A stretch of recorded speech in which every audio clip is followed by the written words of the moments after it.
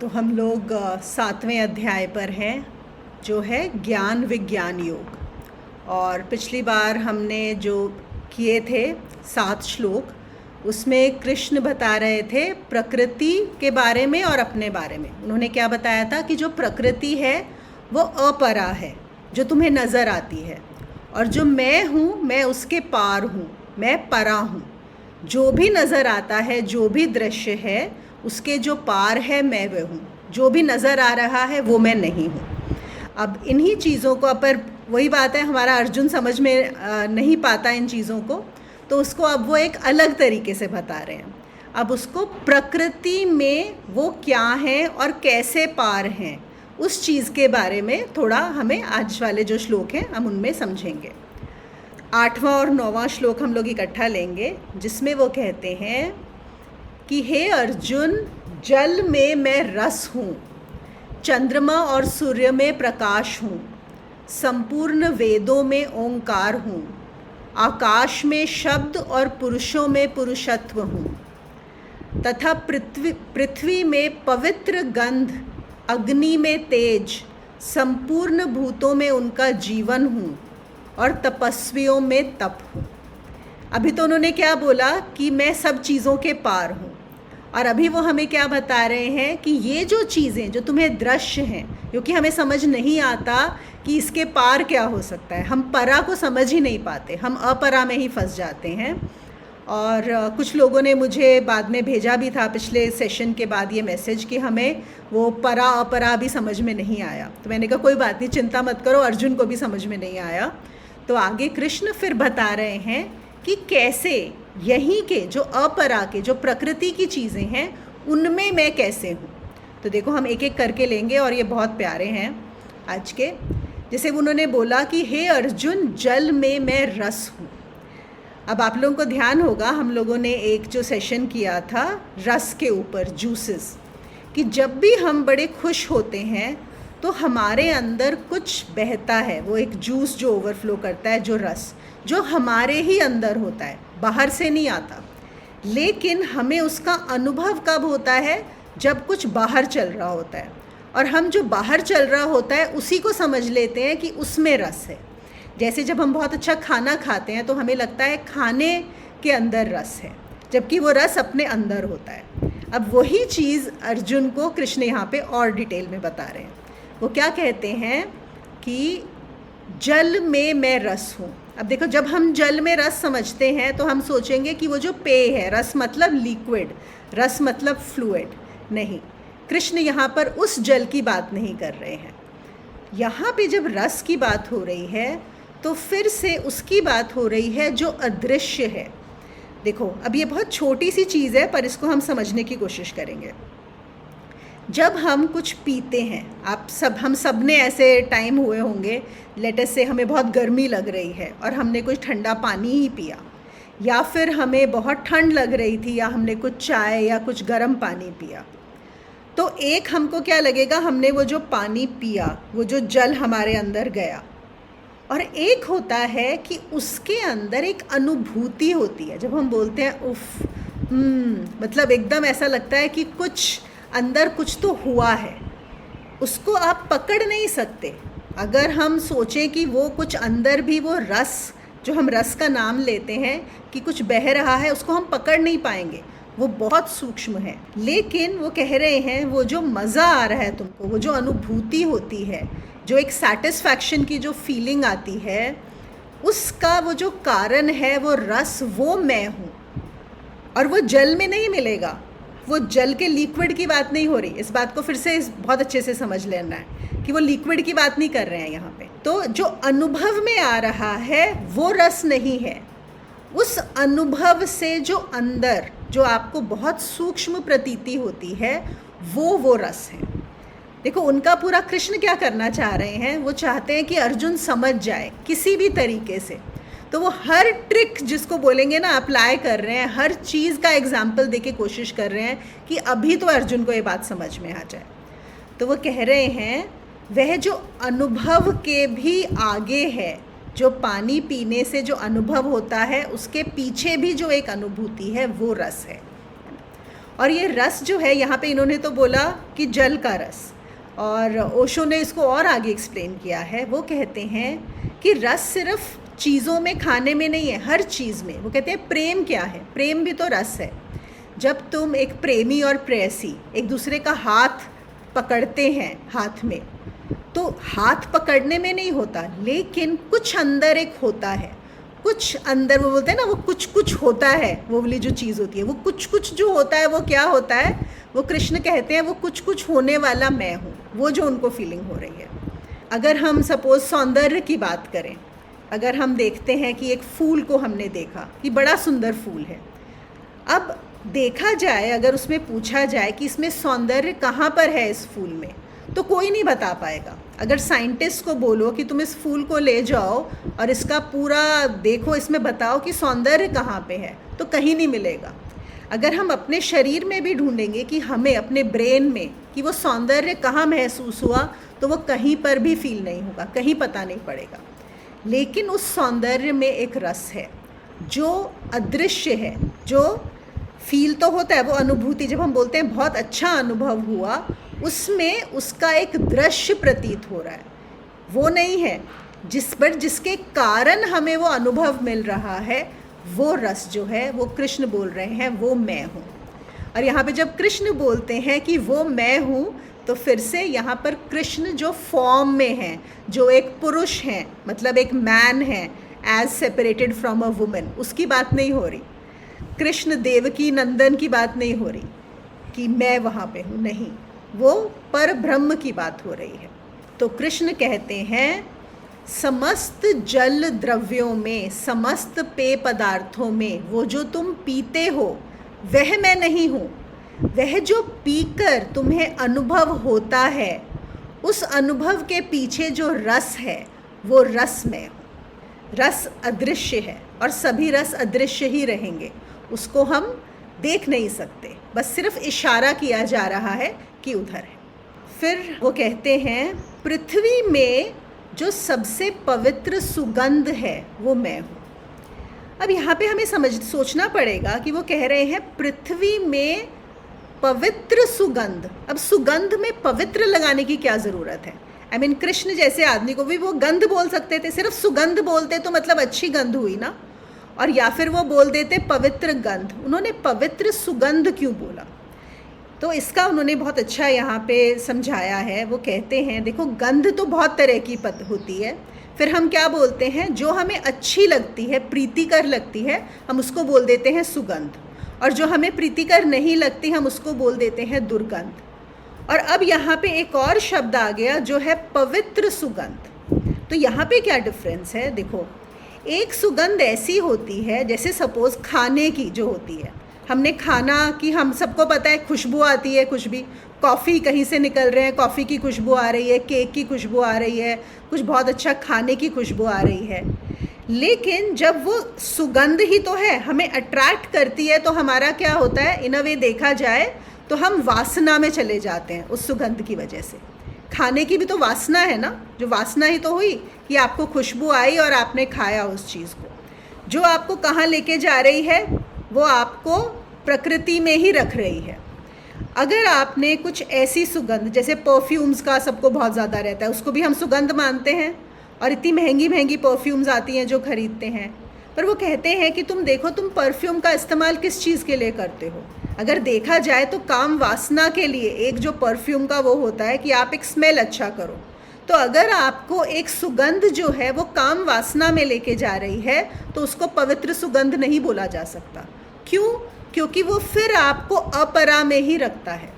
आप देख रहे हो, तो सुगंध भी आपको वासना पूर्ति की तरफ लेके जा रही है, तो इसको हम पवित्र सुगंध नहीं बोल सकते, है ना। पवित्र सुगंध क्या है? यहाँ पर जो कृष्ण जिस चीज़ की बात कर रहे हैं, वो सुगंध जो आपको ऊपर की तरफ लेके जाए, जो आपको परा की तरफ लेके जाए, जो इस प्रकृति के बियॉन्ड तुमको लेके जाए। और वो कहते हैं वो जो पवित्र सुगंध है वो इन नाकों से नहीं आती, इन से नहीं आप उसको महसूस करते हो, वो एक किसी और कहीं और की सुगंध होती है। बहुत सारे यौगिक अनुभवों में कई बार जिसको महसूस किया जाता है, इस नाक से लेने वाली वो सुगंध नहीं है। तो वो पवित्र सुगंध जो तुम्हें अदृश्य की तरफ लेके जाए, जो तुम्हें परा की तरफ लेके जाए, वो सुगंध मैं हूँ। आई होप ये क्लियर हो गया होगा, बहुत ही ईजी है ये वाला। दुर्गंध, सुगंध और पवित्र सुगंध। तो उन्होंने एक और एग्जाम्पल दिया है ओशो ने। वो बताते हैं कि जैसे जब महावीर कहीं से गुजरते थे तो कहते महावीर के शरीर से वो पवित्र सुगंध निकलती थी। इसका क्या मतलब है कि अगर महावीर कहीं पर हैं तो उनका, जैसे हम बोलते हैं ना, एक ऑरा होता है। जैसे बोलते हैं बुद्ध के ऑरा में सारी की सारी है हिंसा, वो रुक जाती थी। लोगों को सडनली उनका जो है ना ब्रेन वेव्स, जैसे हमने देखा, हम कोई बहुत अच्छा म्यूज़िक सुनते हैं तो हम बड़े काम डाउन हो जाते हैं। कोई पर्टिकुलर म्यूज़िक हम सुनते हैं, उससे हम बहुत एक्साइटेड हो जाते हैं। तो ऐसे ही जब बुद्ध जहाँ होते थे, उनकी ब्रेन वेव्स की वजह से, उनके ऑरा की वजह से लोग शांत हो जाते थे। तो ऐसे ही महावीर का जब होता था, आई एम श्योर सबका ही होता होगा, यहाँ पे उन्होंने स्पेसिफिकली महावीर का एग्जाम्पल दिया है, तो उनके शरीर से एक पवित्र सुगंध निकलती थी। अब उस पवित्र सुगंध का क्या मतलब है? यही कि वो जो सुगंध किसी के उसमें पड़ेगी तो उसको ऊपर की यात्रा शुरू हो जाएगी, उसकी उस वाइब्रेशन से उसकी परा की यात्रा शुरू हो जाएगी, अदृश्य की यात्रा शुरू हो जाएगी। तो हम क्यों जाके संतों के दर्शन करना चाहते हैं, या फिर हमारे यहाँ तीर्थों का क्यों इतना इम्पोर्टेंस है, महत्व दिया हुआ है? इसीलिए कि ऐसे लोगों के पास तीर्थ भी क्या है जहाँ पे कुछ इस तरह की एनर्जी, उस तरह की ऊर्जा है जो हमारी ऊपर की जर्नी को शुरू करे। बताए ना, हमारी एक जर्नी है जो नीचे की तरफ जा रही है। जो नीचे की तरफ की जर्नी है वो कहाँ रखेगी आपको? वो तत्व इसमें ही रखेगी, प्रकृति में रखेगी, तीनों गुणों में रखेगी। लेकिन एक जर्नी है जो आपको ऊपर की तरफ लेके जाएगी। महावीर की गंध ऐसी थी, उनकी पवित्र सुगंध थी कि उनके आसपास कोई जो होता था उसकी ऊपर की यात्रा शुरू हो जाती। आध्यात्मिक साधना में उस पवित्र सुगंध की ज़रूरत है, जो कौन है? जो कृष्ण ही है। एक और ओशो यहाँ पर चीज़ बताते हैं। वो कहते हैं देखो, कुछ पौधे हैं जिनमें से दुर्गंध आती है। जैसे उन्होंने यहाँ पे, ऑल्दो हम दुर्गंध नहीं बोलेंगे, लेकिन उन्होंने यहाँ पे नीम का एक एग्जाम्पल लिया। उन्होंने बोला लेट्स से आपने अपने बगीचे में नीम का पेड़ भी लगाया है और गुलाब का पेड़ भी लगाया है, ठीक है ना? तो जो नीम की स्मेल आती है जब नीम का पेड़ होता है तो एक थोड़ी कड़वी सी, एक अलग टाइप की स्मेल आती है, सबको अच्छी नहीं लगती है। लेकिन वही गुलाब का पौधा खिलेगा तो आपको खुशबू आएगी उसकी। वो कहते हैं देखो, दोनों बीज डले हैं उसी बगीचे में, उसी धरती में, एक ही मिट्टी है, वही सूरज मिल रहा है, वही पानी मिल रहा है, लेकिन कौन सा बीज कौन सी चीज़ को सींचेगा? एक बीज है जिसने ऐसा पेड़ सींचा जहाँ से आपको क्या आ रही है? कड़वी गंध आ रही है, और एक जगह से आपको मीठी गंध आ रही है ना? ऐसे ही इंसानों में भी क्या रहता है? वही इंसान है, उसी माहौल में पले बढ़ रहे हैं, लेकिन एक इंसान है जिसकी वजह से, या जिसके ऑरा में, या जिसकी गंध ऐसी है जो आपको नीचे की तरफ लेकर जाएगी, और एक ऐसे ही एक और इंसान है जिसने अपनी ऊपर की यात्रा की है, उसकी गंध आपको ऊपर की तरफ लेकर जाएगी। तो ये हैं बहुत छोटी छोटी चीज़ें, लेकिन इनको समझना बहुत ज़रूरी है। तो इसीलिए हम संतों के पास जाते हैं, उनके ऑरा के लिए, उनकी उस सुगंध के लिए, पवित्र सुगंध के लिए, ताकि हमारी भी जो ऊर्जा है वो ऊपर की तरफ जाए। फिर वो कहते हैं, चांद तारों में, सूरज में जो प्रकाश है वो मैं हूँ। अब प्रकाश की बात क्यों करनी है उन्होंने यहाँ पे, अगर हम सोचें? और फिर वो कहते हैं कि जब ये प्रकाश की बात हो रही है तो क्या ये वाला प्रकाश है जो हमें नज़र आ रहा है, ये जो रोशनी नज़र आ रही है? ओशो कहते हैं कि हमको लगता है कि हमने प्रकाश को देखा है, और ये बहुत ही रेवोल्यूशनरी बात यहाँ पर ओशो इस चीज़ को समझाते हुए कहते हैं। वो कहते हैं नहीं, तुमको क्या लगता है कि अंधों ने प्रकाश को नहीं देखा और तुम्हारे पास आँखें हैं तो तुमने प्रकाश को देखा है? वो कहते हैं नहीं, आपने भी प्रकाश को नहीं देखा, जो असली प्रकाश है आपने भी नहीं देखा। और उसको समझाते हुए वो बोलते हैं, देखो तुम ध्यान से, तुमने प्रकाशित चीज़ें देखी हैं। हमें कैसे पता पड़ता है कि प्रकाश है? जब हमें वस्तुएं नज़र आती हैं। ये बात है कि नहीं है? जब हम देखते हैं कि सूरज निकल आया, इसका क्या मतलब है? अब हमें बाहर की चीज़ें, हमें पेड़ पौधे नज़र आ रहे हैं, सड़क नज़र आ रही है, मकान नज़र आ रहे हैं, या हमारे यहाँ अगर हम लाइट जलाते हैं तो चीज़ें नज़र आती हैं। बहुत फ़र्क है दोनों बातों में, प्रकाशित चीज़ें नज़र आना और प्रकाश नज़र आना। वो कह रहे हैं कि जब कृष्ण बोल रहे हैं कि मैं इन सब का प्रकाश हूँ, मतलब जो सूरज है, जो चाँद है, जो तारे हैं, हमारे लिए मेन सोर्स क्या है? सूरज है। लेकिन उस सूरज में भी उसके पीछे वो किस चीज़ से प्रकाशमान हो रहा है? वो जो है वो मैं हूँ। और फिर से यहाँ पे बात आती है कि अगर हमने प्रकाश को नहीं देखा है तो किसने देखा है? तो फिर वो कहते हैं कि इन आँखों से उस प्रकाश को देखा ही नहीं जा सकता, वो जो मैं हूँ। और वो किसी और आँख से देखा जाएगा, वो कहीं अंदर जाकर देखा जाएगा। और जब सिर्फ प्रकाश होता है, वहाँ पर कोई वस्तु नहीं होती, कुछ भी सामान नहीं होता, लेकिन सिर्फ प्रकाश होता है, सिर्फ वही है जो असली प्रकाश है, जो मैं हूँ। और उसी प्रकाश से ये सारी चीज़ें प्रकाशमान हो रही हैं, उस प्रकाश से। ये सन से नहीं हो रही हैं, ये सूर्य की रोशनी से नहीं हो रही हैं, ये तो हमें सिर्फ सामान, वस्तुएं नज़र आ रही हैं प्रकाशित। लेकिन जो असली प्रकाश है, इन सब के आगे, इन सब के बियॉन्ड, वो मैं हूँ। फिर कहते हैं तपस्वियों में तेज हूँ मैं। अब जैसे हमने बात की थी, तपस्वी कौन होते हैं? जो साधना करते हैं, स्ट्रॉन्ग साधनाएं भी करते हैं, कि जैसे एक पैर पर खड़े हैं या फिर वो कांटों की शैया पे लेट गए हैं। एक तो इस तपस्वी की बात हुई। और एक होते हैं तपस्वी जिन्होंने सच में तपस्या की है। जैसे अगर हम बात करें कि महावीर ने तपस्या की है, बुद्ध ने तपस्या की है, असली सेंस में, जिनकी अंदर की यात्रा है। तो यहाँ पर जो बात हो रही है वो उन तपस्वियों की बात हो रही है जिनकी अंदर की यात्रा है। तो उन तपस्वियों में जो तेज है वो मैं हूँ। अब क्या होता है, हम भी जब तेज की बात करते हैं तो हम कभी कभी क्या सोचते हैं कि जैसे सपोज़ कोई संत से मिले और उसका चेहरा बहुत चमक रहा है, तो हम बोलेंगे हाँ उसके अंदर ना तेज है, उसका चेहरा बहुत चमकने लग गया। या फिर हम बोलेंगे कि अरे वो स्वस्थ दिखता है बहुत ज़्यादा उसको देखकर। तो वो कह रहे हैं, वो जो फिर से समझो इस बात को कि जो भी तुम्हें नज़र आ रहा है, अगर तुम्हें चेहरे पर भी तेज़ नज़र आ रहा है, ये उसकी बात नहीं हो रही। कृष्ण जहाँ जहाँ बात करेंगे वो दृश्य में आएगा ही नहीं, वो अनुभव में आएगा ही नहीं, उस तेज की बात नहीं हो रही। वो कह रहे हैं अगर तुम्हें उनका तेज देखना है तो क्या होगा कि लेटेस्ट से एक कोई बुद्ध या महावीर हैं, आप उनके साथ बैठे हो और उसके बाद उनको देखते देखते ऐसा हो जाए कि वो गायब हो जाए, वो रहे ही ना, और सिर्फ एक तेज रह जाए। वो है असली तेज। उस शरीर में नहीं है, उस मन में नहीं है। जो भी तुम दृश्य में देख सकते हो वो तेज नहीं है, उस सब के बियॉन्ड है। उस तेज से ही वो ये सब जो भी कर पा रहे हैं उस तेज के कारण कर पा रहे हैं, लेकिन जो तेज है वो अपने आप में अदृश्य है। तो अगर तुम किसी ऐसे बुद्ध महावीर के पास बैठोगे, संत के पास बैठोगे, तो वो संत भी नहीं रहेगा और तुम भी नहीं रहोगे, और फिर वो जो तेज है वो तुम्हें समझ में आएगा। और वो तेज क्या है? वो तेज मैं। फिर उन्होंने कहा मैं हूँ आकाश में शब्द। अब वो क्या कर रहे हैं, देखो एक एक चीज़ करके अदृश्य की तरफ ही इशारा कर रहे हैं। अपरा और परा। अपरा तो बहुत आसान है हमारे लिए समझना, क्योंकि हमारी पांचों इंद्रियां पकड़ लेती हैं हर चीज़ को। लेकिन कृष्ण का मतलब अपरा से नहीं है, कृष्ण ले जाना चाहते हैं परा पर, इसके बियॉन्ड। तो अब वो कह रहे हैं आकाश में ध्वनि या शब्द।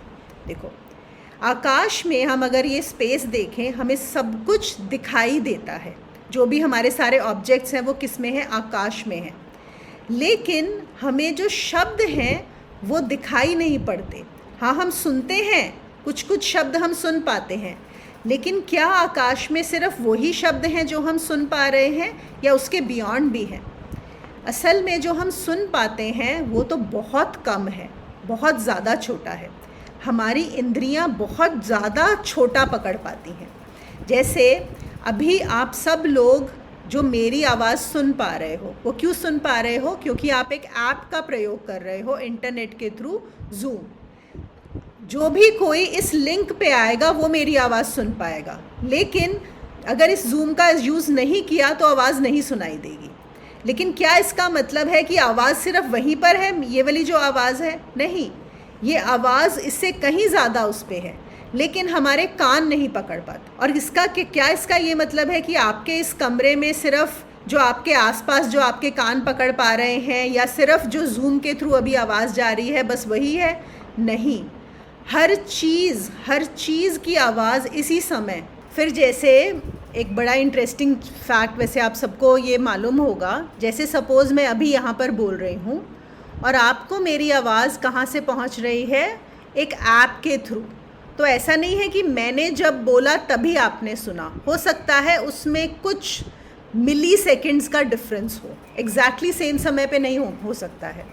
और कभी कभी ऐसा होता है, आजकल तो इंस्ट्रूमेंट्स बहुत स्ट्रॉन्ग हो गई हैं, लेकिन जैसे पहले हम किसी और से बात करते थे जो किसी और देश में रहते हैं, तो एक टाइम गैप होता था, आपने बोला और जब उन्होंने सुना, तो लेटेस्ट से उसके अंदर 2 या 3 सेकेंड्स का गैप है अगर वो बात पहुंचने में। तो इसका मतलब है कि अगर वो उतने देर के बाद वो बात पहुंच रही है, तो मतलब आकाश में ध्वनि वो रहती है।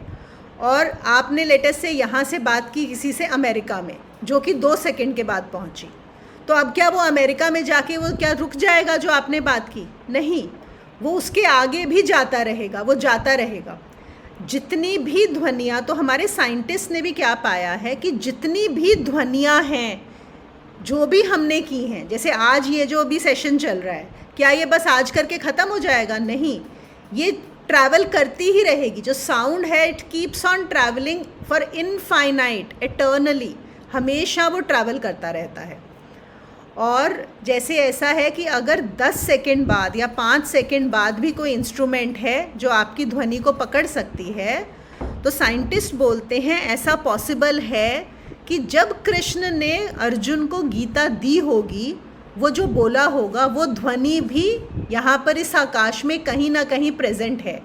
तो ऐसी इंस्ट्रूमेंट हो सकता है कल को साइंस इतनी डेवलप हो जाए कि उसको पकड़ पाए और हम एग्जैक्टली सुन सकें जब कृष्ण अर्जुन को ये गीता का ज्ञान दे रहे थे। It will be possible. और इसको हम एक और तरीके से समझ सकते हैं कि ये पॉसिबल हो जाएगा क्योंकि जो एस्ट्रल वर्ल्ड्स हैं, देखो हमने बताया था ना कि जो हमारा धरती लोक है ये एक निम्न कोटि का लोक है, ये बहुत एडवांस्ड लोक नहीं है, ये मतलब मिडिल टाइप का लेवल का है। इसमें लो एंड हाई और बहुत धीरे चलती है यहाँ पे जो टेक्नोलॉजी या जो गति है।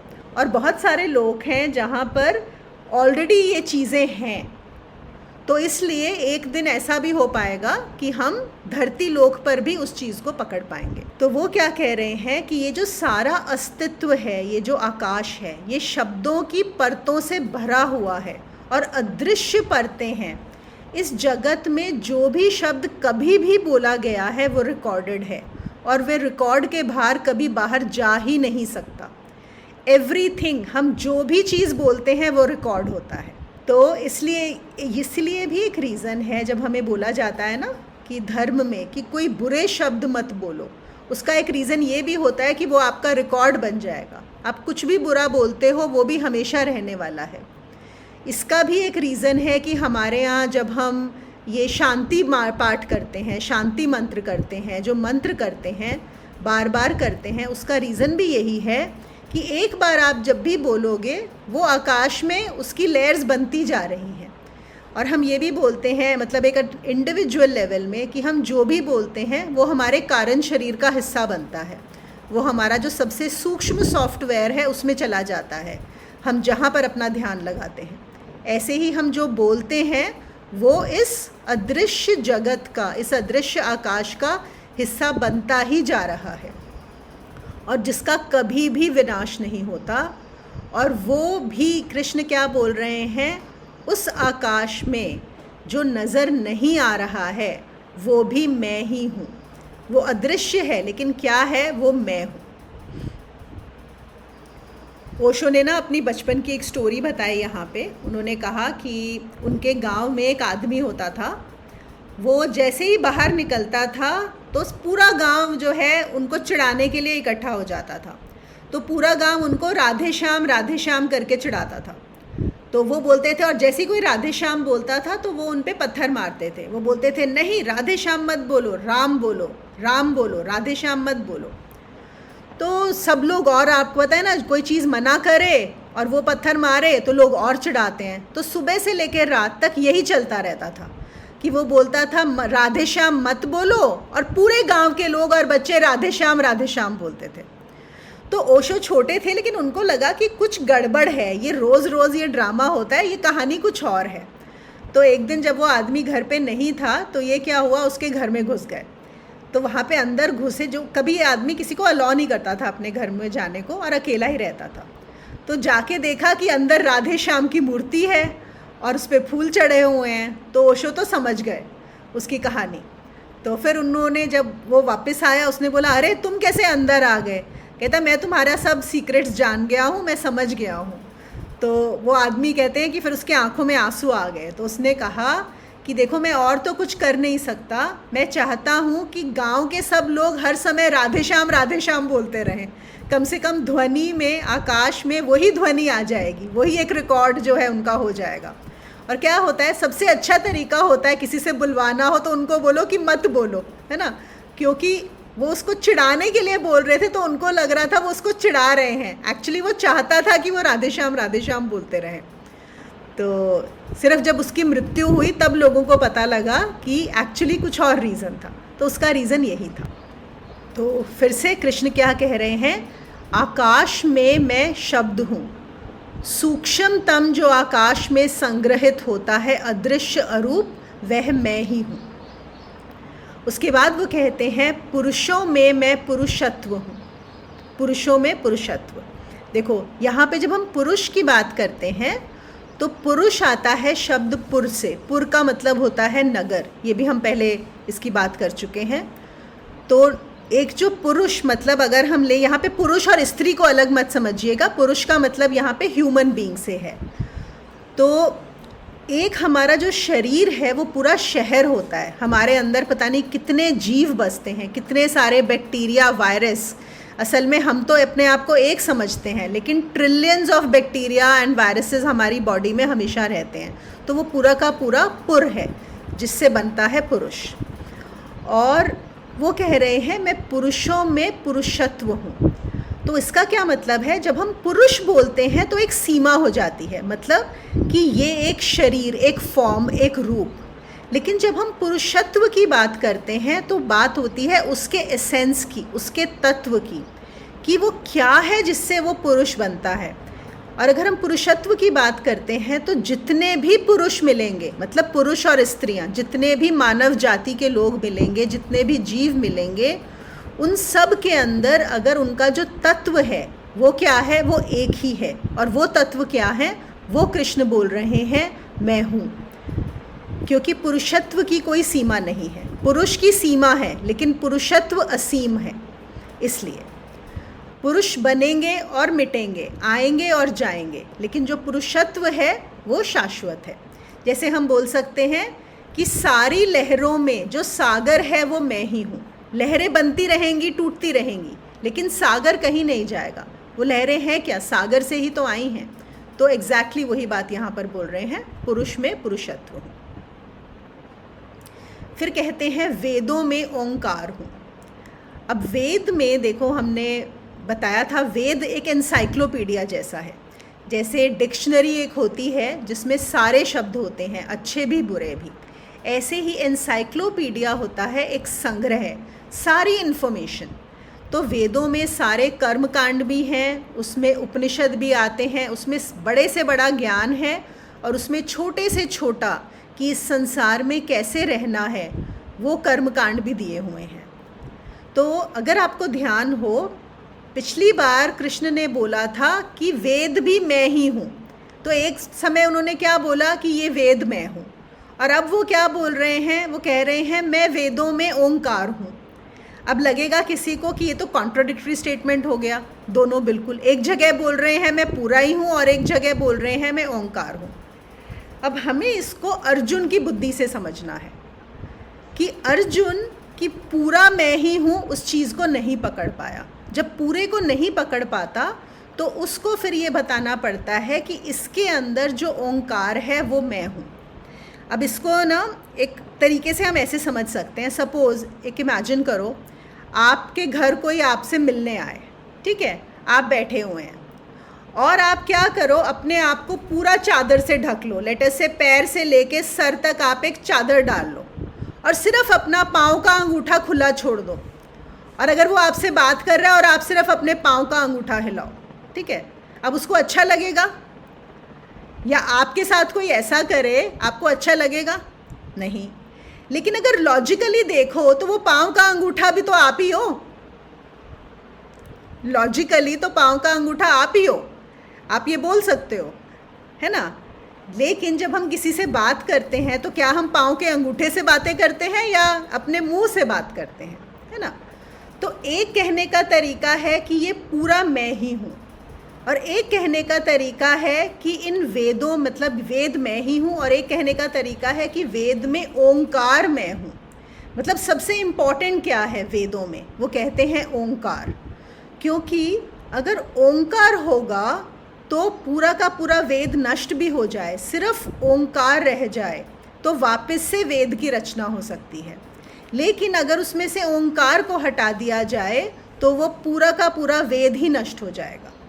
अब फिर से हम अपना एग्जाम्पल लेते हैं। आप जो हो, मतलब अभी तो हम यहाँ पे लिख सकते हैं कि मन जो इस शरीर को चला रहा है, अगर वो निकल जाए तो चाहे पैर हो, हाथ हो, पूरा शरीर पड़ा रहे तो भी कोई मतलब नहीं है, तो भी उसका नहीं है। या आपका पैर का अंगूठा क्यों है? आपकी वजह से ना, है ना। पैर का अंगूठा तो सेकेंडरी है, आप हो तो ये पैर है, ये पैर ना भी हो तो भी आप हो। लेकिन अगर आप नहीं हो तो उस पैर के अंगूठे का भी कोई वैल्यू नहीं है। ये समझ में आ रहा है? यहाँ पे नहीं समझ में आ रहा हो तो बाद में आप लोग क्वेश्चन पूछ लीजिएगा इसके बारे में। इसको समझाने के लिए उन्होंने एक और कहानी बताई। उन्होंने बोला कि एक बार एक गांव में एक मशीन ख़राब हो गई किसी कारखाने में, तो किसी को समझ में नहीं आया कि इसको ठीक कैसे करना है। तो क्या हुआ, शहर से एक आदमी को बुलाया गया। तो एक आदमी आया और उसका ऑब्वियसली उसका था कि वो आने जाने का खर्चा भी लेगा, शहर से आ रहा है मशीन ठीक करने। उसने मशीन खोली और मशीन के ऊपर एक हथौड़ा मारा एक पॉइंट पे और मशीन चल पड़ी। तो 2 सेकंड में काम हो गया। तो फिर जो कारखाने का मालिक था उसने बोला कि अच्छा बताइए आपका कितना खर्चा हुआ। तो उसने बोला 1000 रुपया। तो उसने बोला 1000 रुपया, इतना सा एक तुमने हथौड़ा मारा उसका 1000 रुपया, तुमने तो और कुछ किया ही नहीं, तुमने तो कोई पार्ट भी चेंज नहीं किया, तो तुम मुझे इसका डिटेल में बिल दो कि कैसे तुम्हारे 1000 रुपये बने। तो उसने लिखा, उसने बोला एक हथौड़ा मारने का 1 रुपया, और ये पता होने का कि कहाँ पे वो हथौड़ा मारना है उसके 999 रुपये, है ना। तो देखो यही बात है कि कहाँ पे। तो अब जब वो बोलते हैं कि वेद में ओंकार मैं हूँ, है ना, तो ये है कि कहाँ, कौन सी सबसे इम्पॉर्टेंट चीज़ है, वो चीज़ पता होना, वो है इम्पॉर्टेंट। ओम जो है वो सारे वेदों का सीक्रेट है, उसके अंदर ही परमात्मा की पूरी ऊर्जा बीज के रूप में छिपी है, और उसको जो टैप करना सीख गया वो जान जाएगा कि अपरा से परा में कैसे जाना है। तो इसीलिए कृष्ण बोलते हैं कि वेदों में ओंकार, ऐसे दृश्य में तू मुझ अदृश्य को खोज। एक बात समझ लो, जितने भी एग्जाम्पल्स यहाँ पे दिए जा रहे हैं उनका एक ही मतलब है कि दृश्य में अदृश्य को खोजना, विजिबल में इनविजिबल को खोजना, उसके लिए ये सब दिया जा रहा है। ये थे हमारे 8 और 9। अब हम ले लेते हैं 10 और 11, उसके बाद हम एक छोटा सा ब्रेक ले लेंगे। फिर यहाँ पर वो कहते हैं मैं बुद्धिमानों की बुद्धि हूँ, और जो बलवान हैं उनकी शक्ति हूँ, वो शक्ति जो आसक्ति और कामनाओं से रहित है। देखो, बुद्धिमानों की बुद्धि। अब जब बुद्धिमान की बुद्धि की बात होती है तो हम ज़्यादातर जब बहुत ज़्यादा इन्फॉर्मेशन, हम जो सूचना इकट्ठी कर लेते हैं, हम उस चीज़ को सोचते हैं कि ये इंसान बुद्धिमान है।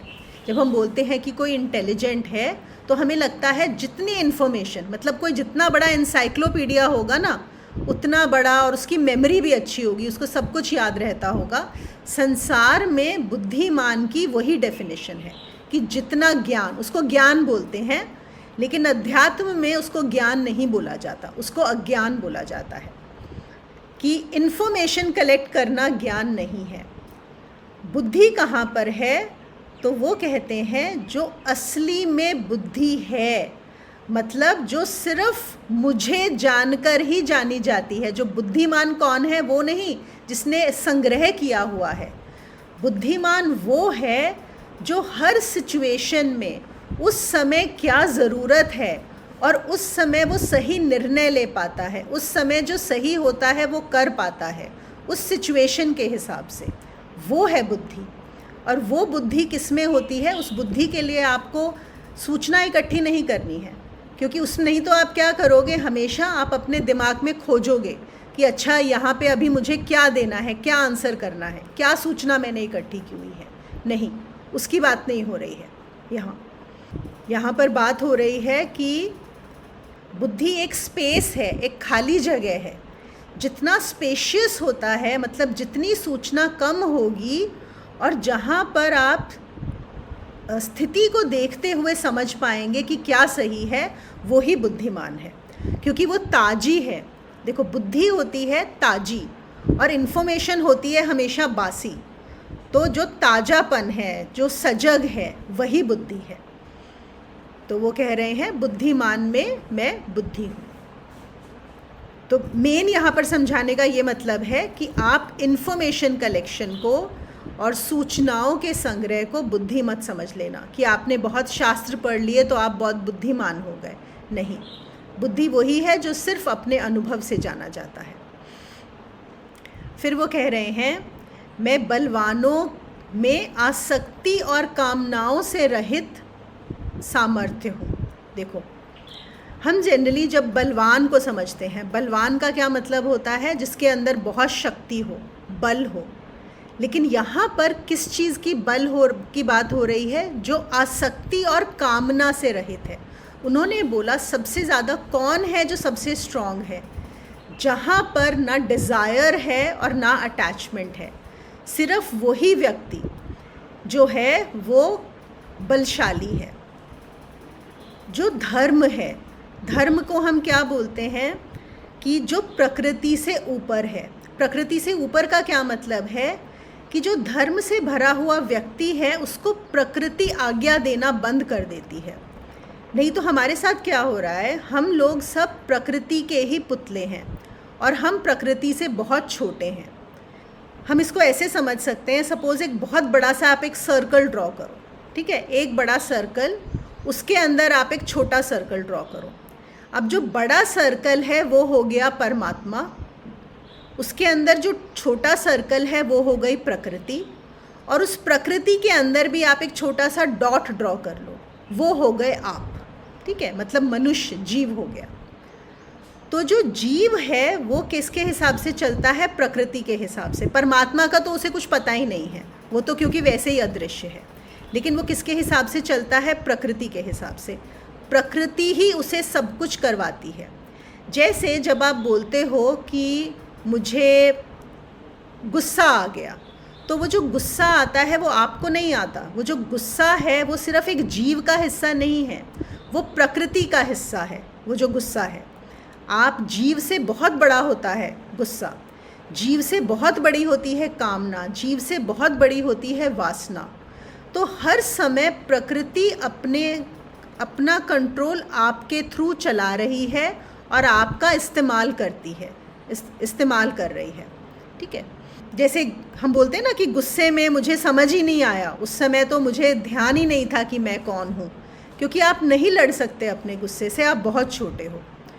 जैसे सपोज़ एक हवा आई, आपके घर में एक छोटा सा पौधा लगा हुआ है, हवा आएगी तो हवा उस पौधे को उखाड़ भी सकती है। अब वो पौधा सोचे कि अरे मैं बेचारा उखड़ गया, मेरे में तो मैंने बहुत कोशिश की बचने की, लेकिन जो हवा का वेग है वो पौधे के वेग से कहीं ज़्यादा है। पौधा हो गया जीव और हवा हो गई प्रकृति। तो प्रकृति बहुत बड़ी है, बहुत ज़्यादा शक्तिशाली है। अब आते हैं, अब उस प्रकृति से तो तुम कभी लड़ ही नहीं सकते, ये आगे भी आएगा, कभी नहीं लड़ सकते इस प्रकृति से। इसीलिए बार बार हमें बताया जाता है कि अपनी वासनाओं से, अपनी कामनाओं से लड़ना नहीं है। तो क्या कर सकते हैं हम? सिर्फ वहाँ पर परमात्मा का सहारा ले सकते हैं। और परमात्मा का सहारा हमें कब मिलेगा? जब हम आसक्ति और कामनाओं से रहित हो जाएंगे, जब हम अटैचमेंट छोड़ देंगे और जब हम डिज़ायर्स को छोड़ देंगे। जब हम ये दो चीज़ें छोड़ देते हैं तो हमारा प्रकृति अपना जो फोर्स हमारे ऊपर लगा रही है फिर वो लगा नहीं सकती।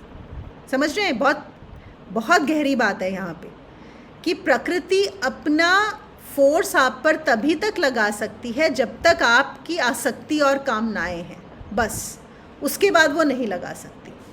तो वो कह रहे हैं कि जो बलवान नज़र आते हैं उनके अंदर जो असली बल है वो क्या है? जब उन्होंने आसक्ति और कामना को छोड़ दिया। ये उन बलवानों की बात नहीं कर रहे जो जाके क्षत्रिय युद्ध में लड़ रहे हैं, या एक बलवान हाथी है जिसके अंदर बहुत ज़्यादा एक फिज़िकल बल है। ये फिज़िकल बल की बात नहीं हो रही ना, ये मेंटल बल की बात हो रही है, ये बहुत आगे के बल की बात हो रही है। और फिर उन्होंने बोला, तू संपूर्ण भूतों का सनातन कारण मुझको ही जान। ये आई थिंक उसका लास्ट है, इसका सनातन कारण मुझे ही जान। ये बहुत प्यारा है। वो क्या कह रहे हैं कि जितनी भी चीज़ें हो रही हैं, बहुत सारी चीज़ें चल रही हैं, और हर चीज़ का जो सनातन कारण है, सनातन का मतलब ultimate, the absolute, the last reason, the last cause, वो मैं ही हूँ।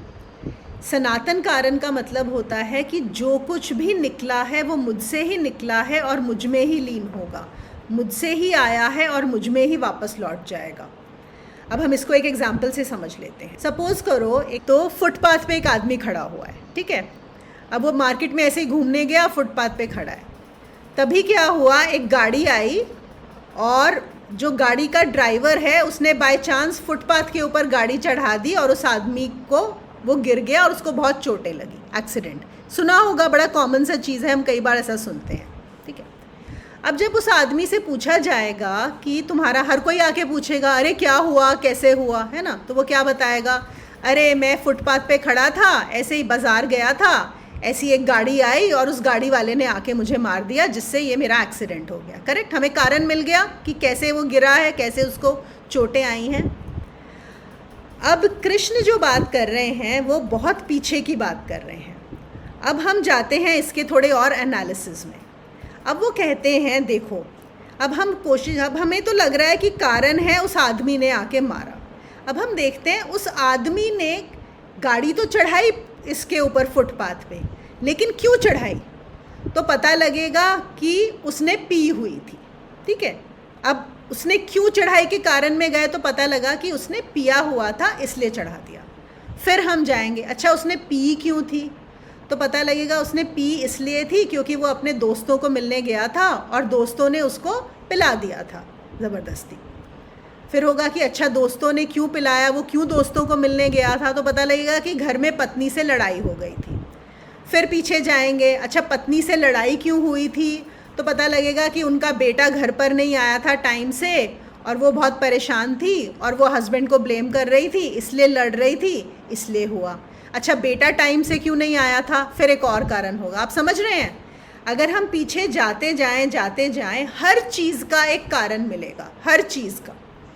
तो वो कहते हैं तुम एक कारण को नहीं पकड़ सकते हो कि बस इस आदमी ने मेरे ऊपर गाड़ी चढ़ा दी और मेरा एक्सीडेंट हो गया।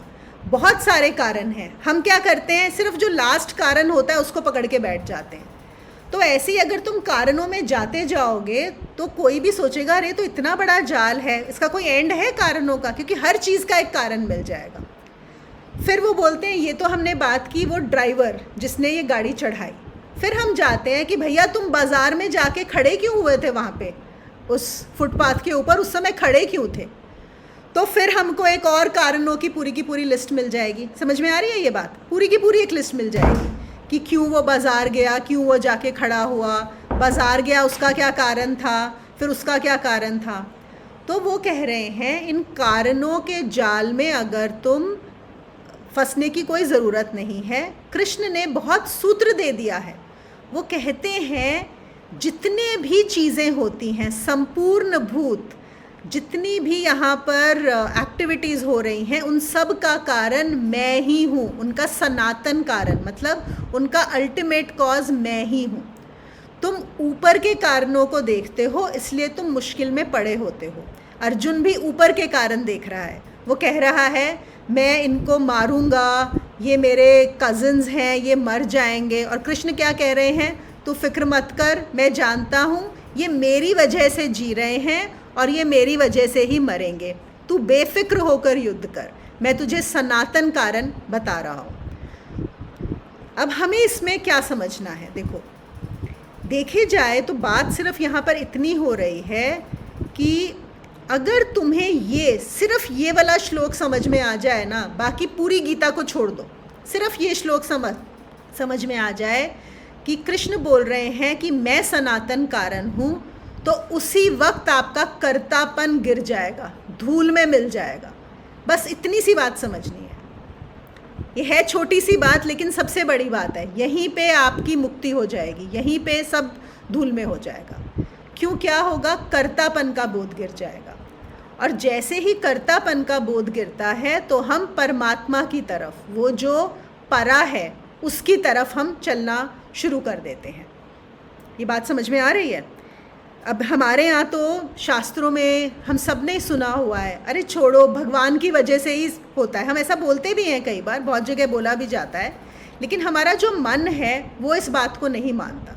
हमारे मन को हमेशा रीज़न चाहिए कि ये क्यों हुआ, मेरे साथ क्यों हुआ। और फिर जब हमें कोई रीज़न नहीं मिलता, हम पिछले जन्म तक तो पहुंच ही जाते हैं कि ज़रूर हमने पिछले जन्म में कुछ किया होगा, इसलिए हमारे साथ ये चीज़ हो रही है। अब देखो यहाँ पे मैं एक और डिस्क्लेमर भी देना चाहती हूँ इस पर्टिकुलर श्लोक के साथ, जिन लोगों को पूरी तरह समझ में नहीं चीज़ आई होगी। क्या इसका मतलब है कि मैं किसी के साथ कुछ भी बुरा कर दूँ और बोलूँ कि कारण तो परमात्मा है? अभी मैं जाके अपने बच्चे की डांट लगा दूँ, अपनी मेड की सैलरी कम कर दूँ, किसी को झाड़ दूँ, किसी को जाके थप्पड़ लगा दूँ और बोलूँ कि अरे कारण तो परमात्मा है? नहीं, इसका ये मतलब नहीं है। इसको गलत नहीं समझना है, क्योंकि हमारी बुद्धि ऐसी होती है जो इमीडिएटली उल्टा कर देती है चीज़ों को। अगर सपोज़ मैंने आज चाय बनाई और चाय में चीनी की जगह मैंने नमक डाल दिया, तो क्या मैं बोलूँगी अरे ये कृष्ण के कारण हुआ? नहीं, मुझे इतना सा बात को समझना है कि हाँ, मुझे गलती समझनी है कि मैंने गलती से चीनी की जगह आज नमक डाल दिया, मैं दोबारा ये मिस्टेक ना करूं, है ना। जहाँ तक बुद्धि जाती है उसका इस्तेमाल करना है। लेकिन बात यहाँ पे हो रही है जब हम दूसरों को ब्लेम करने लग जाते हैं, जब हम बहुत सारी हमारी लाइफ में ऐसी सिचुएशंस होती हैं जहाँ हमें कारण नहीं मिलता। जब कारण नहीं मिलता उसको छोड़ दो, उस बात को छोड़ दो, भूल जाओ। जानो कि परमात्मा की वजह से है, और तुम परमात्मा का अगर रास्ता लोगे, अगर तुम योग का रास्ता लोगे, अगर तुम साधना का रास्ता लोगे, तो सच में एक दिन समझ में आ जाएगी, तुम्हारे मन को भी ये बात समझ में आ जाएगी, तुम्हारी बुद्धि को भी ये बात समझ में आ जाएगी, और वो सब कुछ रह जाएगा। ये बताया जा रहा है एज अ फर्स्ट स्टेप। जैसे हमने संतोष की बात की थी कि अगर हम संतोष साध लें तो बाकी सब कुछ सध जाता है। ऐसे ही हम अगर एक बार अपने मन को शांत कर लें कि ठीक है, परमात्मा ही कारण है, मैं कारण नहीं हूँ, वो कोई कारण नहीं है, इसको ब्लेम में मत लगो, दूसरे को ब्लेम करने में मत लगो, छोड़ दो इस बात को, तो हम अपनी साधना में बहुत आराम से प्रगति कर सकते हैं। लेकिन इस श्लोक का जो अल्टीमेट मतलब है, अल्टीमेट, वो सिर्फ इतना है कि तुम्हारा कर्तापन गिर जाए, ताकि तुम जहाँ जहाँ अपने आप को कर्ता बोलते हो, तुम जहाँ बोलते हो ये मेरे कारण हुआ, कुछ भी अच्छा होते हो तो तुम बोलते हो ये मेरे कारण हुआ, उसको छोड़ दो। कृष्ण यहाँ पर अर्जुन को इसलिए ये श्लोक बता रहे हैं कि शायद अगर वो एक कदम उठा ले यहाँ पे तो वो उस रास्ते पे चल पड़ेगा, इतनी भी बात को समझ जाए। लेकिन वो कहते हैं कि नहीं उठा पा रहा अर्जुन, और हम भी ऐसे ही आलसी हैं। यहाँ पे ओशो बोलते हैं कि हम बहुत आलसी हैं, हम भी ऐसा नहीं कर पाते। फिर इसको इन्होंने एक और स्टोरी बताई है ओशो ने यहाँ पे। वो कहते हैं कि एक गांव में एक आदमी था। उस आदमी ने मतलब ऐसा था, इतना आलसी था कि वो अपने गांव की झोपड़ी में ही पड़ा रहता था, अंदर चारपाई पे। ना कहीं काम करता था, न कहीं बाहर कमाने जाता था, न खाता था, कुछ नहीं, झोपड़ी में पड़ा रहता था शुरू से। तो गांव, और कोई उसके अपने रिश्तेदार तो थे नहीं, लेकिन गांव वालों को बहुत तरस आता था उसके ऊपर। तो गांव वाले सोचते थे अरे बेचारा क्या करें, तो वही उसको जाके खाना खिला आते थे। कोई उसके मुंह में डाल आता था तो हाँ चबा लेता था, लेकिन वो चारपाई पे ही पड़ा रहता था। फिर कभी कभी गांव वालों को लगता था कि अरे बेचारा इतने दिन से अंदर पड़ा है, चलो इसको बाहर निकाल लेते हैं, तो उसकी चारपाई को उठा के धूप में रख देते थे। वो चारपाई पे ही लेटा रहता था। तो ऐसे कई साल बीत गए। फिर एक बार गांव वाले बात कर रहे थे, उन्होंने बोला अरे बहुत हो गया, ये आदमी तो इतना आलसी है, कुछ करता ही नहीं, अब हम थक गए हैं। सब अपनी ड्यूटीज़ लगाते थे, आज इसको कौन खाना खिलाएगा, कल कौन खाना खिलाएगा। अब ऐसा करते हैं, ये वैसे भी किसी के काम का नहीं है, इसको ना दफना देते हैं जाके कहीं पर। तो सबने विचार करके ये बात हुआ कि इसको आज हम दफना देंगे। उन्होंने बोला लेकिन फिर भी हम उससे पूछ लेते हैं। तो उसके पास गए कि देखो तुम कुछ काम धाम तो करते नहीं हो, तुम वैसे भी बेकार ही हो, हमारे किसी काम के नहीं हो, हम भी परेशान हो चुके हैं, तो हम सोच रहे हैं कि तुम यहाँ पड़े हो तो तुम्हें कब्र में ही डाला है। तो उस आदमी ने बोला हाँ ठीक है, मुझे मंजूर है। तो वो तो 1 सेकंड में मान गया। तो उन्होंने बोला चलो ठीक है। तो वो सब जो लोग हैं उसको चारपाई उठा के मरघट की तरफ चल पड़े। तो अभी जा रहे थे तो वहाँ से रास्ते में से ना एक कोई नया एक आदमी उनके गांव की तरफ आ रहा था। तो उसने पूछा कि उसने देखा कि एक जिंदा आदमी को ये लोग लेके जा रहे हैं, बिल्कुल ऐसे ही उठा के जैसे मरे हुए को लेके जाते हैं। तो उसने बोला कि ये क्या हो रहा है। तो लोगों ने बताया कि ऐसे ऐसे कहानी है, ये आदमी इस तरह का है बिल्कुल, तो अब हम इसको, अब ये चाहे झोपड़ी में रहे या कब्र में रहे, हम इसको कब्र में डालने जा रहे हैं।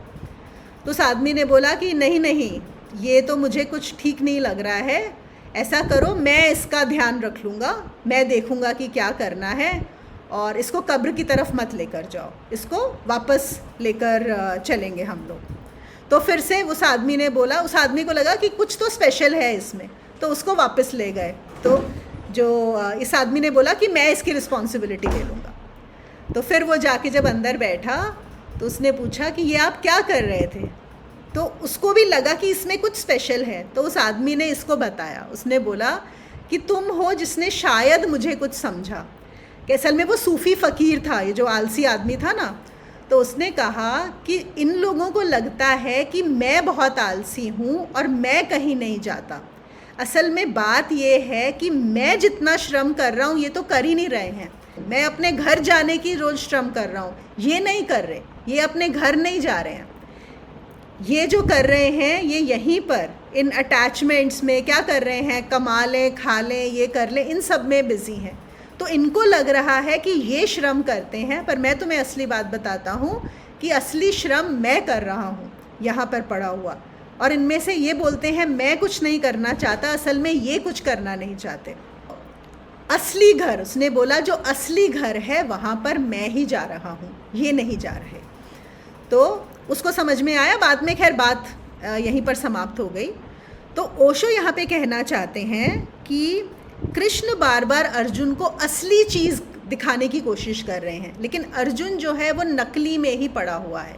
किस में पड़ा हुआ है? फिर से जो हमारी प्रकृति की चीज़ें हैं उन्हीं के अंदर पड़ा हुआ है। और वो अर्जुन को दिखाना चाह रहे हैं कि अगर तुम कर्ता भाव को छोड़ दो, और ये हमारे लिए भी मैसेज है, तो तुम एक जो तुम्हारा एक स्टेप है वो कहाँ हो जाएगा? अपने असली घर की तरफ, ये नहीं जो नकली घर है। लेकिन वो कहते हैं कि तुम इतने आलसी हो, तुमको लगता है कि तुम बहुत एक्टिव हो, असल में ये है असली आलस जो तुम्हें अपने घर की तरफ नहीं ले जाने दे रहा, जो तुम्हें कर्तापन नहीं छोड़ने दे रहा। जब तक तुम कर्तापन को पकड़े हो, असल में असली आलसी तुम हो, वो नहीं जिसने कर्तापन छोड़ दिया है। यहाँ पे हम लोग एक ब्रेक ले लेते हैं। ये मेरे ख्याल से थोड़ा सा शायद मुश्किल लगेगा, स्पेशली कुछ नए लोगों को मुश्किल लग सकता है इसको समझना। दीदी इसमें जो ध्वनि वाला था वो बिल्कुल नया था और बहुत ही अच्छा था। मतलब बाकी चीजें तो बाकी शास्त्रों में भी हमने सुनी और पढ़ी हैं कहीं ना कहीं, पर ये ध्वनि वाला कभी नहीं सुना था कि वो मतलब ब्रह्मांड में रिकॉर्ड होती है। मतलब ये भी पता था ब्रह्मांड कहीं ना कहीं सुन रहा है, लेकिन रिकॉर्ड होती है ये चीज पहली बार पता चली। हाँ हाँ हाँ, ये तो साइंस ने भी इतना पता कर लिया है। अब तो साइंस इस पॉइंट पे पहुंच गई है कि हर चीज़ रिकॉर्ड हो रही है। ये जो हम आकाशिक रिकॉर्ड की बात करते हैं, ये क्या है? वही तो है आकाशिक रिकॉर्ड जो लोग देख पाते हैं कि Okay. आपके सारा कुछ, हम हर चीज़ जो सोचते हैं, बोलते हैं, हर चीज़, हमारी एक एक चीज़ ब्रह्मांड में रिकॉर्ड हो रही है। और जितनी भी सृष्टियाँ हुई हैं और विलुप्त हुई हैं, हर चीज़ का रिकॉर्ड आपको आकाशिक रिकॉर्ड में मिल जाएगा, तो जो लोग उनको एक्सेस कर पाते हैं। अभी बात यहाँ पर ये हो रही है कि धरती पर, जैसे मैंने बोला कि हमारी पृथ्वी एक ऐसा लोक है जो एक थोड़ी स्लो है कंपेयर टू अदर लोकास। जैसे हम आज बोल रहे हैं साइंस टेक्नोलॉजी कितना विकसित हो गया है, अभी हम लोग ये सारे के सारे कितनी अलग जगह पे हैं, कनेक्ट हो पा रहे हैं इंटरनेट पे। एआई जो आ गया है, ये भी बहुत एडवांस टेक्नोलॉजी नहीं है, इससे भी कहीं कहीं ज़्यादा, मतलब बहुत ज़्यादा एडवांस टेक्नोलॉजी बाकी लोकों में ऑलरेडी अवेलेबल है। अभी धरती धीरे धीरे धीरे धीरे उस लेवल पे पहुंचेगी। पूरा तो कभी पहुंच भी नहीं पाएगी, क्योंकि यहाँ की भी एक लिमिट है, एक लिमिट तक ही जा सकती है, लेकिन शायद इस चीज़ को कैप्चर कर पाएगी। मेरा सवाल ये था कि अभी जो बताया कि कामनाएं और अटैचमेंट, डिजायर्स एंड अटैचमेंट, तो डिजायर्स तो रहने वाले हैं, ठीक है, अटैचमेंट्स नहीं रखने का रिजल्ट है that can be accepted, but as long as the जीवा is there are going to be desires. Desire is basically driving force behind whatever exists. तो कैसा डिजायरलेस स्टेट कैसा अचीव कर?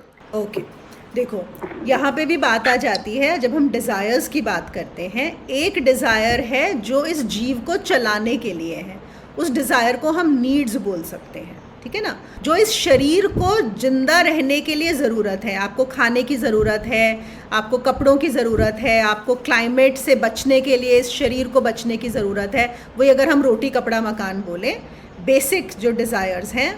या फिर जो संत ले लेते हैं एक डिज़ायर कि दूसरों का उद्धार करना, जो बोधिसत्व डिज़ायर, तो उन डिज़ायर की बात नहीं हो रही यहाँ पे। डिज़ायर किसकी हो रही है? वो जो वासनाएं हैं, जो मन की इच्छाएं होती हैं। शरीर की इच्छाएं और मन की इच्छाओं में बहुत फ़र्क होता है। तो ये वाली डिज़ायर्स से भी आप आगे चल सकते हो जो जीव है। तो जो उन डिज़ायर्स को छोड़ देता है, उसके साथ क्या होता है, प्रकृति अब उसको सुनने लगती है। देखो पहले क्या है, प्रकृति आपको चला रही है, लेकिन जब जीव अपने मन की वासनाएं और इच्छाएं छोड़ देता है, शरीर की बात नहीं हो रही, मन की बात हो रही है, तो वो प्रकृति को ऑर्डर देने लग जाता है। वो जो है इक्वेशन बदल जाती है, उल्टी हो जाती है। I hope that clarifies your question Sanjay. Basically, it's the difference between needs and wants. Absolutely. Am I right? Absolutely. Needs किसकी होती हैं? बॉडी की। देखो बॉडी को क्या चाहिए? सिर्फ खाना चाहिए ताकि वो काम कर सके। उसके लिए फल भी बहुत हैं, हमारी थोड़ी सब्जियां, थोड़ा बहुत खाना बहुत है। लेकिन मन को चाहिए चाइनीज़, जापानीज़, इटालियन, है ना। तो वो हो गई डिज़ायर। बॉडी को क्या चाहिए? 2 कपड़े चाहिए बस, जो इसको क्लाइमेट के हिसाब से, अगर गर्मी है तो सूती कपड़े चाहिए, सर्दी है तो थोड़े वुलन कपड़े चाहिए। लेकिन मन को तो लेटेस्ट डिज़ाइनर क्लोथ्स चाहिए। तो ऐसे ही हर चीज़। शरीर को क्या चाहिए? एक कमरा चाहिए, एक 4 दीवारी चाहिए जिसके अंदर वो लेटेस्ट से वेदर से बचा सके अपने आप को। लेकिन मन को क्या चाहिए? मन को महल चाहिए। तो हमेशा जो नीड्स होती हैं वो शरीर की होती हैं और डिज़ायर्स होती हैं मन की। तो जब भी आप किसी चीज़ की चाहत करते हो तो हमेशा अपने आप को एक सवाल पूछो, ये मेरे शरीर को चाहिए या मन को चाहिए? जब आपको हाई हील्स पहननी हो तो पूछो, क्या मेरे पैरों को हाई हील्स चाहिए या मन को चाहिए? हर चीज तो मन को ही चाहिए। शरीर की तो बहुत कम इच्छाएं हैं, जरूरतें हैं, इच्छाएं नहीं, बहुत कम ज़रूरतें हैं शरीर की।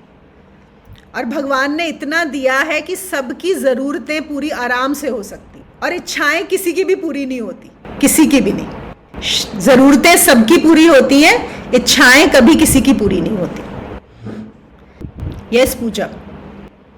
तो जब आपने बोला कि कृष्ण ने बोला कि मैं प्रकाश हूँ, तो can we say that the prakash we see in dreams, the light we see in dreams is the prakash he is talking about? No no, क्योंकि जो ड्रीम्स में है वो भी प्रोजेक्शन है, ड्रीम्स वाला प्रकाश भी प्रकाश नहीं है। हाँ, लेकिन जो ड्रीम्स वाले प्रकाश हैं उससे एक सवाल ज़रूर हम अपने दिमाग में सोच सकते हैं कि हम सोचते हैं कि प्रकाश कहाँ से आ रहा है, बाहर से, ये सूरज हमें प्रकाश दे रहा है या ये रोशनी हमें प्रकाश दे रही है। लेकिन जब ड्रीम्स होते हैं उस समय हमारा शरीर तो सोया हुआ होता है, हमारी आंखें तो बंद होती हैं, फिर भी वो प्रकाश कहाँ से आता है ना। तो वो प्रकाश के पीछे भी जो सोर्स है, यहाँ पे बात हो रही है सोर्स की, वो कृष्ण बोल रहे हैं कि मैं हूँ।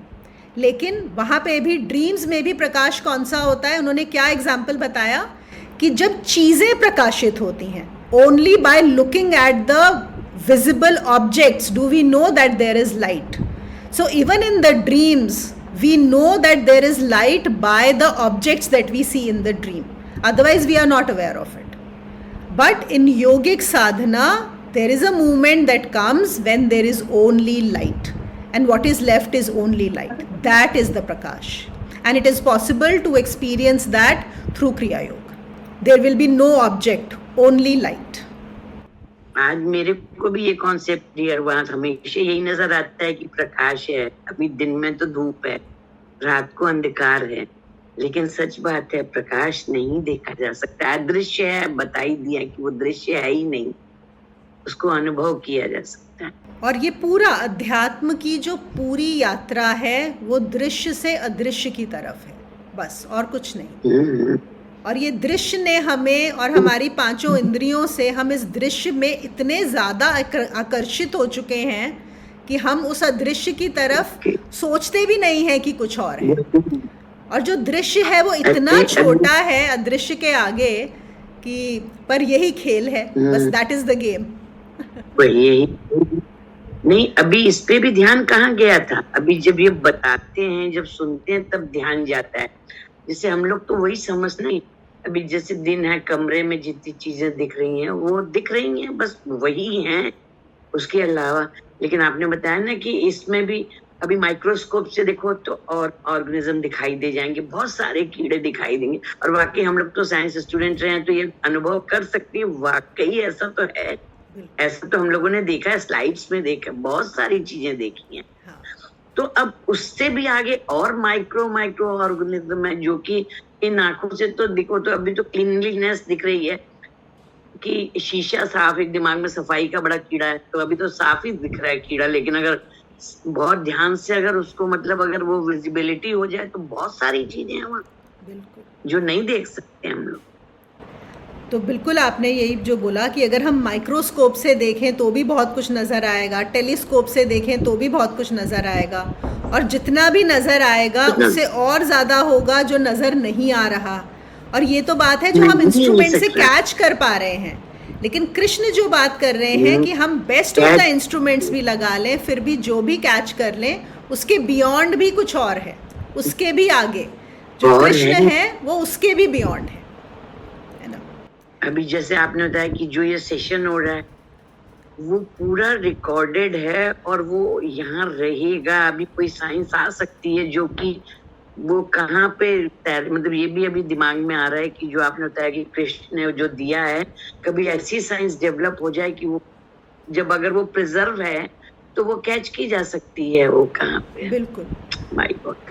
तो एक ऑलरेडी वीडियो उसमें कैमराज हो, तो बहुत पुरानी बात मैं आपको बता रही हूँ, उसके आगे ज़रूर कुछ हो गया होगा, कुछ 15-20 साल पहले ही ऐसा हो गया था। लेट अस से कि हम एक कमरे में, मैं इस कमरे में बैठी हुई हूँ, ठीक है, और मैं इस कमरे से बाहर चली जाऊँ, तो अभी मैं उस कमरे में नहीं हूँ, लेकिन एक कैमरा ऐसा आ गया है, अगर उसको लाया जाए तो जो मेरा ऑरा है वो कुछ देर तक इस कमरे में रहता है, ठीक है ना। तो अगर उस कैमरे को लगाया जाए तो फिर से 10-15 मिनट तक भी जाना जा सकता है कि मैं यहाँ पर बैठी हुई थी, वो कैमरा कैप्चर कर लेता है। तो उससे उन्होंने ये लगाया कि अगर हम 10-15 मिनट पहले भी, सपोज एक कमरे में, अब एक अगर हम देखें, देखो संसार में हम यूज़ देखते हैं चीज़ों का, तो बोलते हैं सपोज एक जगह पे कोई मर्डर हुआ है और आपको पता करना है कि किसने किसका मर्डर किया, तो उनका काम उस तरफ चल रहा है कि एक कैमरा आ जाए जो वो कैप्चर कर ले कि यहाँ पर क्या हुआ था। लेट अस से 15 मिनट पहले अगर कुछ हुआ था तो पॉसिबल है कि 15 दिन पहले तक भी हम जा सकते हैं, तो 15 महीने पहले भी जा सकते हैं, नहीं? तो फिर वो कह रहे हैं कि फिर तो हम पीछे कभी अतीत में पूरा जा सकते हैं, हम देख सकते हैं कि राम कैसे थे, राम सीता की शादी भी देखना चाहें वो भी हम कैप्चर कर सकते हैं। तो वीडियो रिकॉर्डिंग भी है, ऑडियो रिकॉर्डिंग भी है, हर चीज़ की।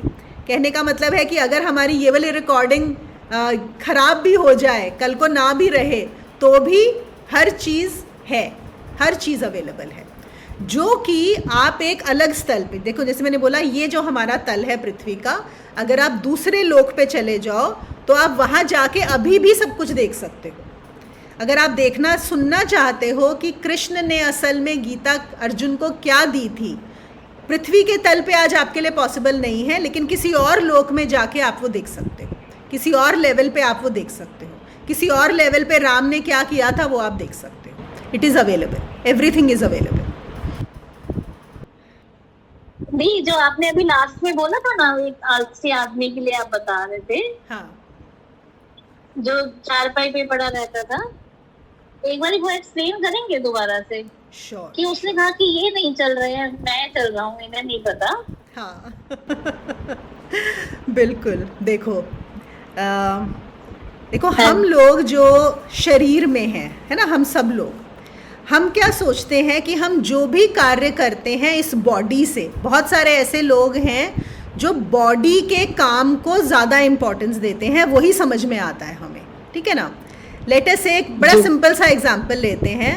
पहले कि जब हम पहले चिट्ठियाँ लिखते थे पुराने ज़माने में, पहले हम हाथ से वो चिट्ठी लिखते थे, ठीक है, फिर हम उसको जाके किसी पोस्ट बॉक्स में डाल के आते थे, फिर वो डाकिया लेके जाता था, फिर वो काम होता था, है कि नहीं? कितना टाइम लगता था, लेट अस से 4-5 दिन का टाइम जाता था वो चिट्ठी पहुंचने में। फिर क्या हुआ, मेंटल लेवल, जब हमारी टेक्नोलॉजी आ गई तो क्या हुआ, यहीं पे हमने एक मेल लिखा, आजकल तो वो चिट्ठियों का तो ज़माना ख़त्म ही हो गया है, मेल लिखा और पहुंच गया, है ना। अभी ज़्यादा एफिशिएंट तरीका कौन सा है, मेल का है कि नहीं है, कि आपने लिखा और पहुंच गया, इमीडिएटली रिस्पॉन्स भी आ गया, चैटिंग भी हो रही है। अब तो चिट्ठी भी कोई नहीं लिखता है ना, सिर्फ ऑफिशियल मेल्स होते हैं। अब ये कहाँ पे हो रहा है, अगर देखा जाए, ये मेंटल, एक है पोस्टमैन कर रहा है, एक है टेक्नोलॉजी कर रही है। तो मेंटल लेवल पे जो सूक्ष्म है, मेंटल सूक्ष्म हुआ ना, वो कहीं ज़्यादा एफिशिएंट है और कहीं ज़्यादा बेटर क्वालिटी का काम हो रहा है।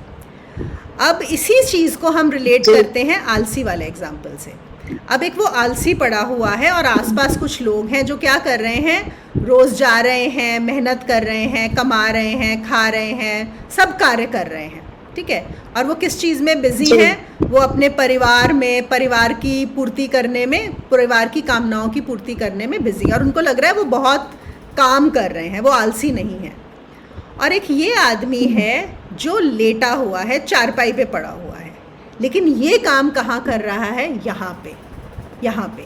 और किस चीज़ का काम कर रहा है, वो दृश्य से अदृश्य जो कृष्ण बात कर रहे हैं, वो वहाँ। घर कहाँ पे है, घर यहाँ पर नहीं है, हमारा घर ये नहीं है, ये पृथ्वी, या तुम बोलो तुम सिरसा में हो कि तुम्हारा सिरसा में एक पर्टिकुलर घर, ये घर है, नहीं, ये हमारा घर नहीं है। हम घर से बाहर आए हुए हैं, जब तक हम प्रकृति में हैं हम घर के बाहर हैं, घर कहीं और है। और वो घर कैसे जाया जाएगा, यहाँ से, वो मेंटल उस चीज़ के ऊपर समझ के साधना से उधर से जाया जाएगा। तो ये जो आलसी आदमी है, जो एक्चुअली में एक सूफी फ़कीर था, वो क्या कर रहा है, वो यहाँ से तोड़ के यहाँ से सब खत्म कर रहा है, यहाँ सब समाप्त कर रहा है, और वो वापस घर जाने की तैयारी कर रहा है। तो असली काम वो कर रहा है, ये लोग तो अभी माया के अंदर है। जी, ये बात समझ में आई? जी, हाँ जी, हाँ जी, बिल्कुल। तो इसलिए ये रिलेटिव उसमें बात हो रही है। देखो अध्यात्म में मतलब हमेशा खुद को संसार से अलग करना, हाँ, और उस तक पहुंचना है। बिल्कुल, वो कार्य कर रहा है, खुद को अलग कर रहा है सबसे। हाँ, जी, जी। और क्यों अलग कर रहा है, क्योंकि संसार में जो है वो हम डिल्यूटेड हैं, मतलब उस मायावी प्रकृति के अंडर हैं हम, और प्रकृति के जब तक हम अधीन रहेंगे तब तक हम अपने आप को छोटा और गुलाम ही पाएंगे। जब हम प्रकृति से ऊपर उठ जाएंगे तभी हम अपने घर पहुंचेंगे। और प्रकृति से ऊपर उठने का एक ही तरीका है, परमात्मा के साथ एक हो जाना, उस अदृश्य को जान लेना। और सारे अध्यात्म की पूरी कहानी इतनी ही है कि उस अदृश्य को जान लो। मैं कुछ बोलूं इसमें? हाँ जी बोलो। तो जैसे वो गाना है ना, लागा चुनरी में दाग, उसमें है ना, ये दुनिया मोरे बाबुल का, वो दुनिया मोरे बाबुल का घर, ये दुनिया ससुराल। मैं अभी आप थोड़े टाइम के लिए आई हूँ, मेरा एक्चुअल घर तो वही है। कबीर का ही है ये भजन। हाँ हाँ, बहुत अच्छा बताया आपने, बिल्कुल, ये दुनिया ससुराल है। हाँ,